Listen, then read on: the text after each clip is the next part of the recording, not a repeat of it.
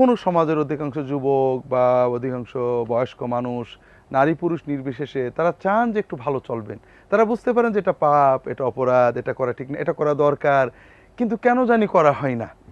এটা এই যে অবস্থা, এটা থেকে উত্তরণের জন্য আমাদেরকে কোরআন সুন্নাহর নির্দেশনা নেওয়া দরকার। প্রথমে আমাদের বুঝতে হবে যে আসলে সফলতার জন্য সচেতনতা সবচেয়ে জরুরি। একজন শিক্ষার্থী যদি পড়া দরকার কিন্তু হয়ে উঠছে না, ভাবছি পড়বো, এর মনের ভাবনাটা যতই ভালো হোক রেজাল্ট খারাপ হতে বাধ্য।